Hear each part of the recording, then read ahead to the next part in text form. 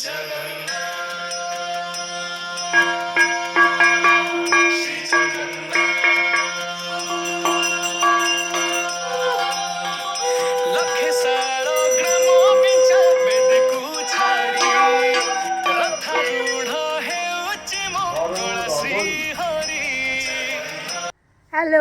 আমি Suparna and big welcome to my new blog. আজ হচ্ছে 16ই জুন, শ্রী জগন্নাথ দেবের শুভ রথযাত্রা। সবাইকে জানাই রথযাত্রার অনেক অনেক শুভেচ্ছা। সবাই বলো জয় জগন্নাথ। আজ রথের দিন, প্রত্যেক বছরই বৌদিদের বাড়িতে জগন্নাথ দেবের পুজো হয়, এবছরও হবে। তো সেটার জন্য সকাল সকাল উঠে স্নান দান করে নিয়েছি। এখন বৌদিদের বাড়িতে যাব, গিয়ে যা গোছগাছ করা আছে সেগুলো করবো। কী কী করছি না করছি সবটাই কিন্তু শেয়ার করব। তো অবশ্যই দেখো পুরো ব্লগটা। বৌদিদের বাড়িতে এখানে চলে এসেছি, আর আঁকি কি সুন্দর করে কালকে রাত্রে আলপনা দিয়ে রেখেছে।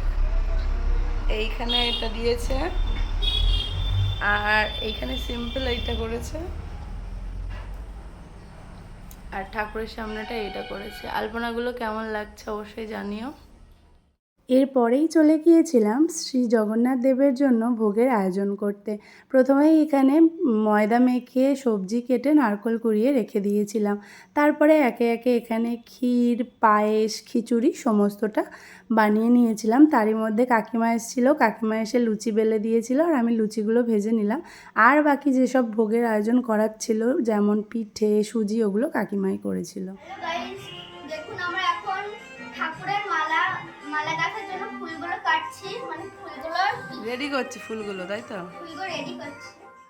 ওদিকে ভোগের আয়োজন মোটামুটি রেডি হয়ে গিয়েছিল। তারপরে আমি এই ঘরে এসে দেখি, মানে যেখানটাতে পুজো হবে, আঁকি আর বৌদি মিলে খুব সুন্দর করে সেই জায়গাটা গুছিয়ে নিয়েছিল।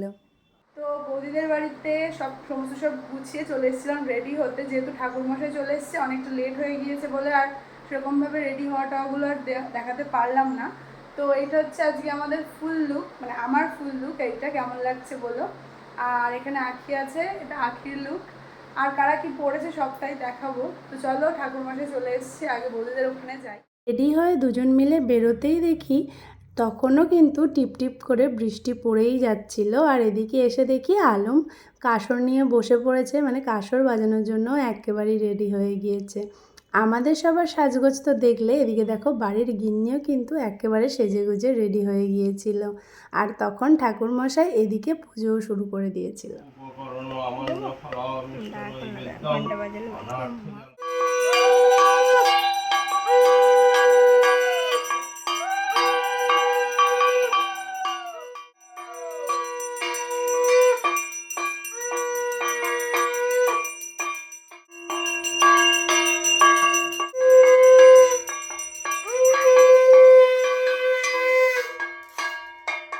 প্রাঞ্জলি নম শ্রী শ্রী জগন্নাথায় নমো নমঃ। অঞ্জলি শেষে আমরা চলে এসেছিলাম বাইরে। বাইরে আমরা সবাই বসেই ছিলাম, কিন্তু আমাদের হালুম তো আর চুপ করে বসে থাকার বান্দা না। সেই জন্য ওইখানে কোমর বেঁকিয়ে বেঁকিয়ে নাচছিল, আর ওর নাচ দেখতে দেখতে আমাদের তো হাসতে হাসতে পেটে খিল লেগে গেছিলো। যাই হোক, তারপরে এখানে ঠাকুরমশাই চলে এসেছিলো হোম করার জন্য।